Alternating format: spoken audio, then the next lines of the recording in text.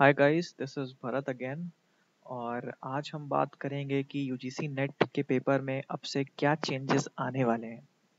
Guys, जैसा हम सबको पता है कि इस बार जो जैन 2007 का जो रिज़ल्ट है यूजीसी नेट का, उसको आने में बहुत ज़्यादा टाइम लग गया।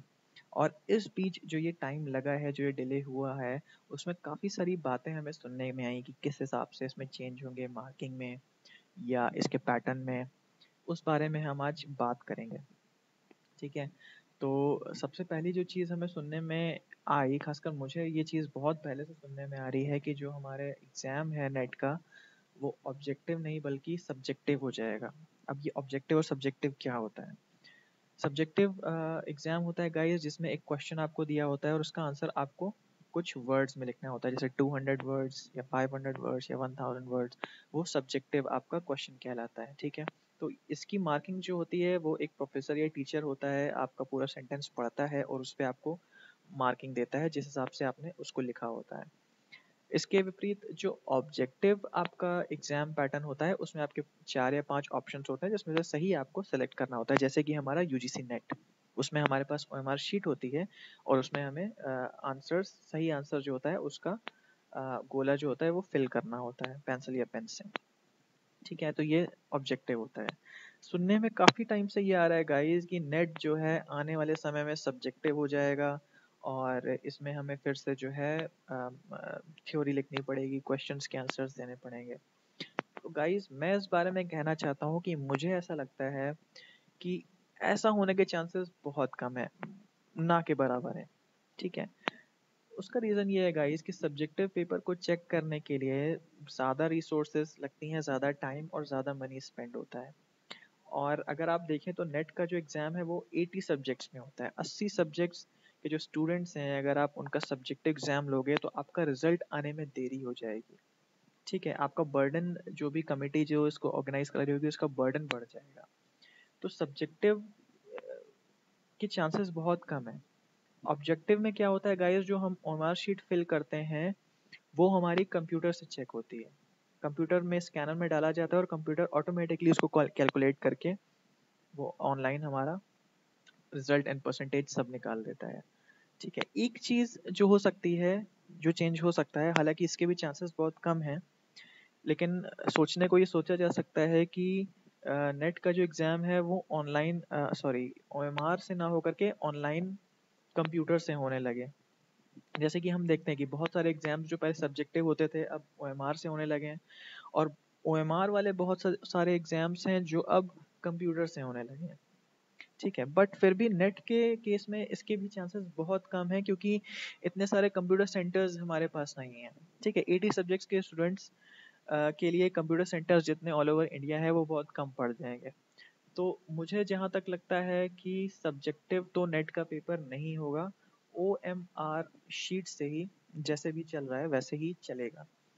दूसरा चीज़ हम सुनने में ये आ रही है कि जो एग्ज़ाम है उसमें नेगेटिव मार्किंग को इंट्रोड्यूस कराया जाएगा। अब तक हमें पता है कि चाहे वो पेपर 1 हो, 2 हो या 3 हो, उसमें नेगेटिव मार्किंग नहीं होती है। ठीक है। और थोड़ा सा हम लाइट, यही रीज़न है कि हम थोड़ा सा लाइटली भी ले लेते हैं नेट एग्ज़ाम को कि अरे यार चलो ठीक है, नहीं आएगा तो क्या, हम उसको मार्क कर देते हैं। खासकर पेपर 2 में और पेपर 3 में तो हम सारे के सारे क्वेश्चंस अटेम्प्ट करके आते हैं। अगर नहीं भी आता है तो हम उसमें मार्क कर देते हैं कि ज़्यादा से ज़्यादा क्या होगा, हमें ज़ीरो मिलेगा, बट हमारे मार्क्स जो है वो डिडक्ट नहीं होंगे, कम नहीं होंगे। ठीक है। और गाइस, ये चीज़ है जो नंबर ऑफ कैंडिडेट्स जो अप्लाई करते हैं उनकी संख्या को बढ़ा देता है। दैट मीन्स कि कुछ ऐसे लोग जिन्होंने फॉर्म तो भरा है लेकिन उनका पढ़ने का मन नहीं है या उन्होंने पढ़ा नहीं है, वो भी ऐसे भी लोग अप्लाई कर देते हैं। उससे क्या होता है कि जो लोग हैं वो बढ़ जाते हैं, और इससे जो भी कमेटी ऑर्गेनाइज करा रही है, एग्जाम को कंडक्ट करा रही है, उसकी रिस्पॉन्सिबिलिटी बढ़ जाती है, उसकी हेडेक बढ़ जाती है।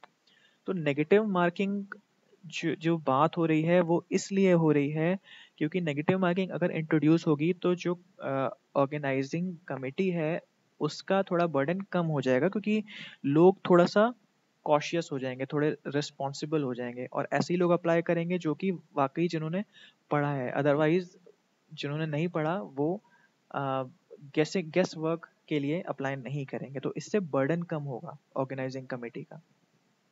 ठीक है। तो ये एक मुद्दा था कि नेगेटिव मार्किंग को इंट्रोड्यूस कराया जाए या नहीं कराया जाए।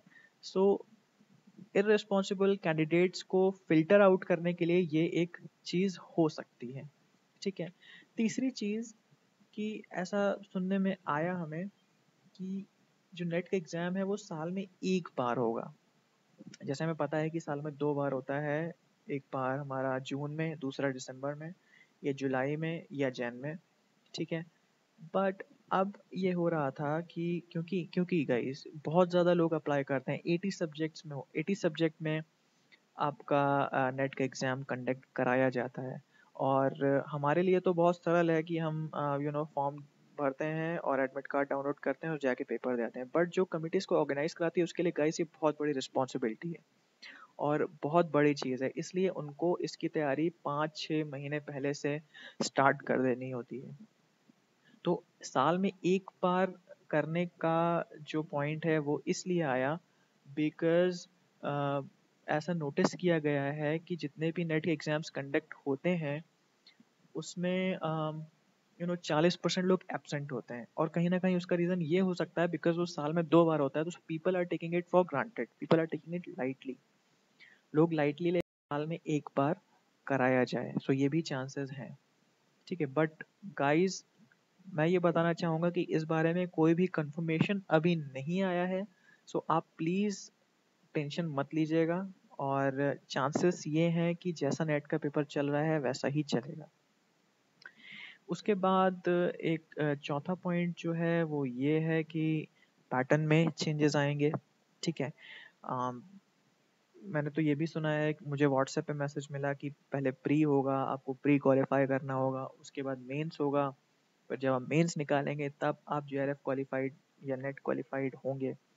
तो प्री और मेंस का कॉन्सेप्ट गाइस मुझे नहीं लगता कि ये बहुत ही एक फीजिबल आइडिया है बिकॉज ऑलरेडी कमिटी पे बहुत ज़्यादा बर्डन है और उसके बाद अगर हम प्री और मेंस का भी सोचें तो मुझे नहीं लगता कि ये एक फीजिबल आइडिया होगा, ठीक है। तो पैटर्न चेंज भी होने के चांसेस बहुत कम हैं, जैसा हो रहा है जो भी ऑर्गेनाइज करा रहा है वही कराएगा, पैटर्न चेंज नहीं होगा। और अब बात आती है नेगेटिव मार्किंग और साल में 1 बार कंडक्ट कराने की।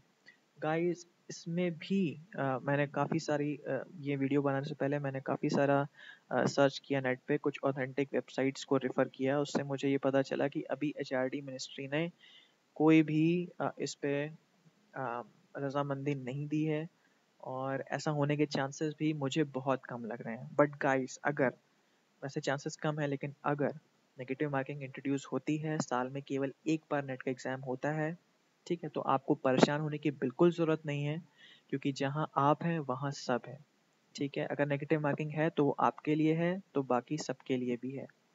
तो आप इन सब से ना परेशान हो, मेरी ये रिक्वेस्ट है आपसे, आप सब पढ़ाई कीजिए, मन लगा के कीजिए, नेट क्वालिफाई कीजिए, जेआरएफ क्वालिफाई कीजिए, पीएचडी के लिए एडमिशन लीजिए, रिसर्च कीजिए।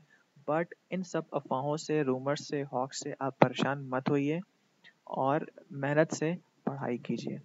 तो गाइज़ ये कुछ चीज़ें मैंने नेट पे सर्च की और काफ़ी दिन से मैं ये चीज़ें सुन रहा था कि ऐसा चेंजेस होगा, वैसा चेंजेस होगा, तो मैंने सोचा कि मैं इस पे वीडियो बनाऊँ और आप सबको जो भी मैंने चीज़ें सर्च की हैं, जो भी मैंने इन्फॉर्मेशन कलेक्ट की है, वो सब आपको आपके साथ डिस्कस करूँ। गाइज़ आपको ये वीडियो कैसे लगा मुझे ज़रूर बताइएगा। अगर मैंने कोई चीज़ गलत बता दी या मैंने कोई चीज़ मिस कर दी बताना, तो आप प्लीज़ नीचे कमेंट में उसे लिख के मुझे बताइए। अगर वीडियो अच्छा लगा है आपको, उसको लाइक कीजिए और ऐसी ही वीडियोज़ आपको आगे भी चाहिए तो प्लीज़ इस चैनल को सब्सक्राइब कीजिए। Thanks for watching, have a nice day.